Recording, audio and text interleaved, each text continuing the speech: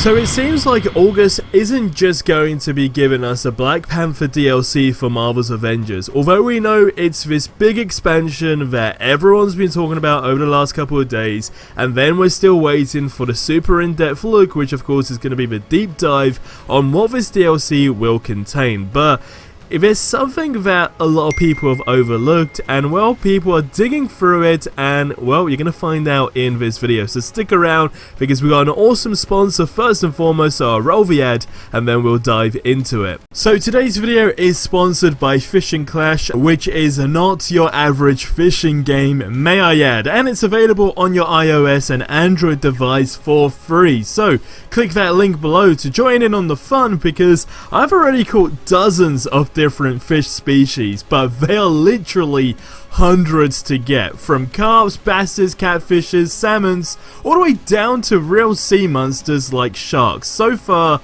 sharks are my favorite because, you know, I guess you just don't get to say you caught a shark every day, right? So you can go ahead and also collect fishing gear, buy new fishing rods, etc., because this is ultimately what allows you to catch the bigger fish. Now, what's amazing with Fishing Clash, and what I absolutely love, is that you can visit different fishing spots from all over the world, which I do believe is a very, very neat touch. And as you know, I'm also all about competition, so with this game I play in duels, I do challenges, tournaments, and sometimes even championships, although I'm still yet to actually win. Now, if you're not convinced, they've got incredible realistic 3D graphics, so whilst you wait for your next big fish, you can enjoy the breathtaking vistas of fishing spots from all over the world and the realistically crafted fishing gear. So what are you waiting for? Fishing Clash is free to play and available both on iOS and Android, so go ahead and download with the link in my description to also support the channel.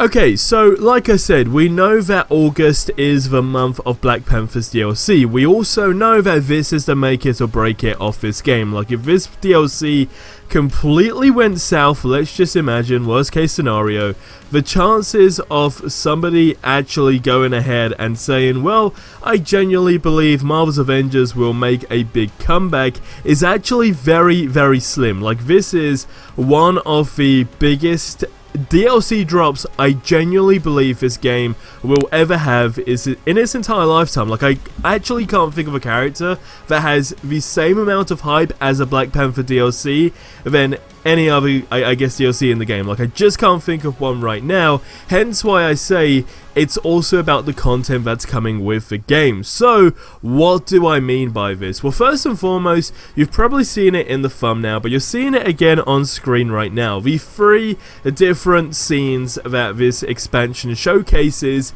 in that little miniature DLC trailer that we got the other day. Now, we know that, of course, it goes beyond Wakanda, but I mean, just taking a look at this clearly indicates it's way bigger than we actually believe. We also know that it's actually the biggest content drop, like they've genuinely said that themselves. But there was a dev stream where I believe somebody that goes by the name Tori, if that's how you pronounce it, went ahead and slipped out and said that Wakanda will have new things to fight in new areas with new heroes. Now, it's that new hero segment that is really, really important, and before anyone says, hold on, this is just kind of like, you know, a phrase or whatever, no, because Andy, who is the community manager, basically had to cut him off right away at that point when he started mentioning that. Like, ASAP, he was cut off, and it couldn't go beyond that point. So, this was a genuine mistake that just kind of like slipped out, hence why Andy had to just come in for the backup and make sure nothing else was revealed, or that nobody really spoke up on it even further than that, hence why they went ahead and also just changed subject completely as well. So it's like, you take all of these things into consideration, and if there's new heroes, well, what does that actually mean? And what I mean by this is, okay, a lot of people may think that this DLC is just gonna be like the Wakanda, it's all gonna be around Black Panther, and it's not really gonna go beyond that. Now, one of two things I want to point out first, before anyone says, why are we getting our expectations incredibly high again, why are we getting our hopes up, we're simply not. This is now just actually analysing the stuff that has been given to us, because if, and it makes complete sense, if this is the biggest, and I quote, biggest DLC to date in this game with a whole separate location, a whole new character, and a whole new miniature story, do you really believe that it stops at that point only? Because also there's going to be new enemies. No, it doesn't stop there, and that's why I believe that when it was said you're going to be able to fight in new areas with new heroes, what Tori actually meant is that ultimately, as the months go on and there's new content that gets added into the game, Wakanda is going to become like a central location, and hopefully, and this is like the 50-50 part, the Black Panther story can just have like another sort of branch added onto its tree, if that makes sense. And it's like, okay, well, it depends how that DLC is going to end and so forth, but I do genuinely believe that it's going to become like this snowball effect where we basically just leave AIM, because we know this is another thing that I want to point out that is absolutely vital to why I'm saying this. We have been told and we have been shown in the game itself, like the game has literally showed us that we're not going to be fighting AIM forever. Like there is a time where we will leave AIM and it will basically be done. Like as far as like your enemies go, we will not be returning to that phase again.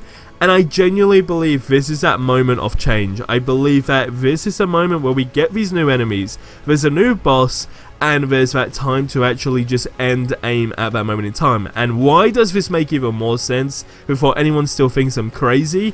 Well, because we have the Cosmic Cube, and that basically ties in again to AIM's story, and essentially, in my opinion, is going to be that big finale drop, right? Just the ending where it's like, okay, we are done. Marvel's Avengers is on track to a whole nother story with DLC content. Whether it's like small stories, which it will be, it's still going to be able to build up some sort of like story and narrative where it draws players in, and then you just build up on top of that. That's my theory, and these are things that make sense. It could be a situation where, I mean, we don't know what's coming after Black Panther. Like, all we know is that we are expected to have a new roadmap, and the new roadmap is ultimately going to be for like 2022.